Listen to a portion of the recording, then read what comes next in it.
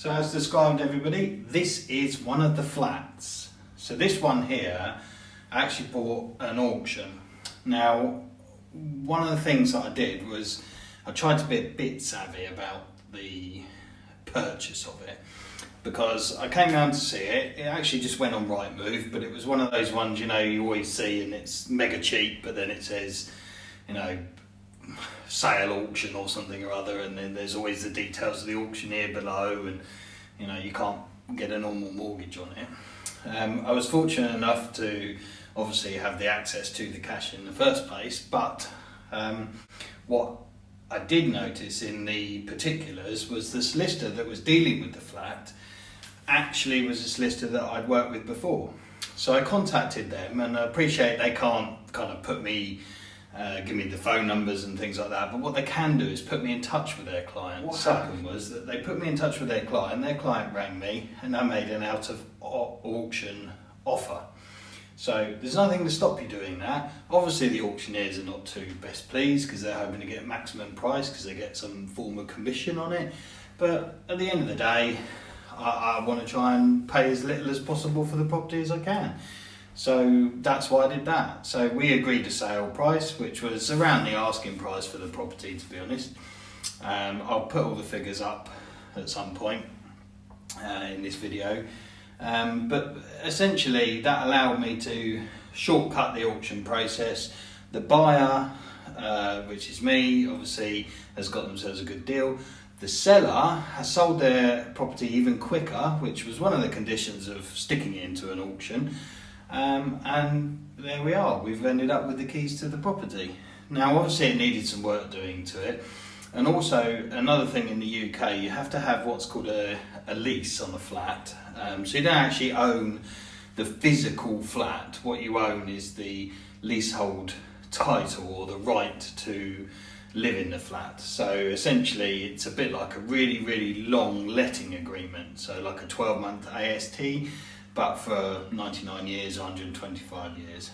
Now there's various acts and provisions that allow you to extend that lease without the landlord, the owner of the building, really disputing it, to be honest. They don't have any say in it.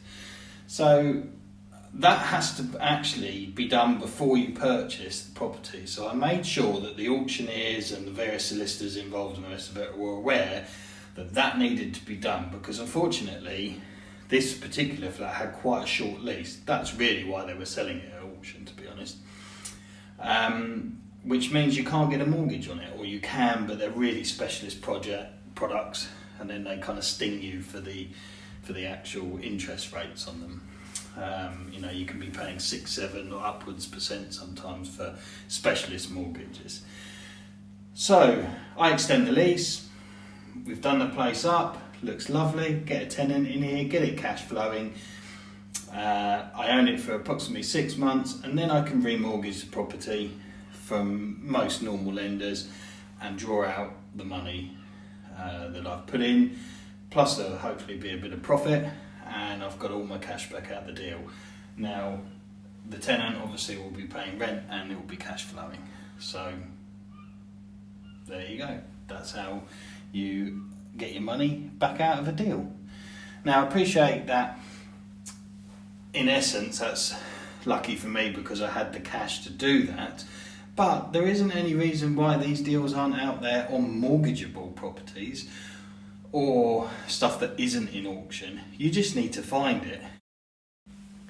So you don't know, for example, that there isn't somebody out there who is in a desperate need to sell their property, not because they're desperate in the true sense of being desperate, but they might be recently split up with a partner, or perhaps they've moved away, or perhaps they just no longer want the property because it's actually costing them money. You've got to remember a lot of the changes to tax over the recent years have actually meant it's unviable for a lot of landlords, independent ones really, to do these buy-to-let arrangements anymore.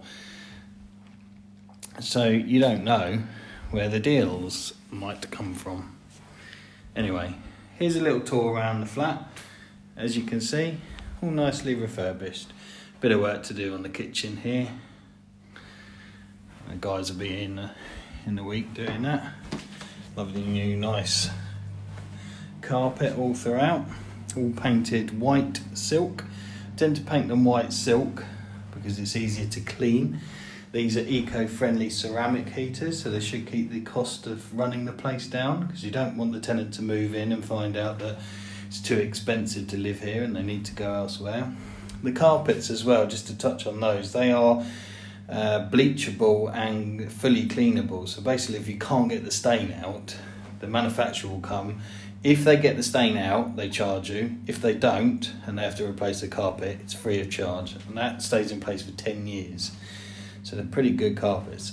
The only thing they don't cover is if you melt the carpet.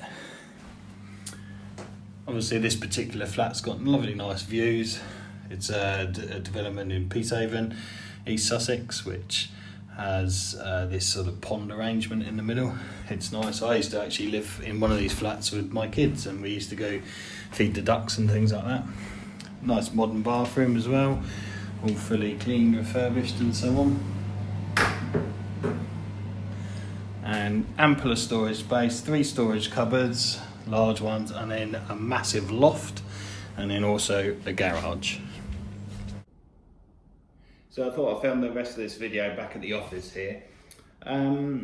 So basically that's the situation. So in terms of purchasing at auction, that gives you some sort of idea about the ways you can approach it. Obviously there's the standard way of turning up to the auction and bidding on it, which I don't have an awful lot of experience with, to be honest, but any sort of bidding process, obviously it is very easy to get carried away with your emotions. You fall in love with something, the item that you're buying, whether that's property or some sort of artifact or something, and end up paying too much for it basically. So yeah, that's a much more calmed down way, if you like, or formal or focused way of negotiating. It's not quite so panicky as an auction room, and you're able to discuss things with the seller and so on. So yeah, and obviously some ideas about how you would get your money back out the deal as well, because obviously this particular property will be remortgaged, and then that will get my money, or most of, back out, and then obviously tenant in there making it cash flow. So yeah, so if you like the video, please subscribe, like or comment down below. Obviously I haven't got too many subscribers at this moment in time, so I will aim to reply to every comment, and if you need any advice or assistance with that, then yeah, please do get in touch, and yeah, I wish you all the best for the remaining part of 2020, and yeah, there's still some deals out there to do. You can start doing them now, ready for the new year. Get that stamp duty holiday in, assuming they don't extend it.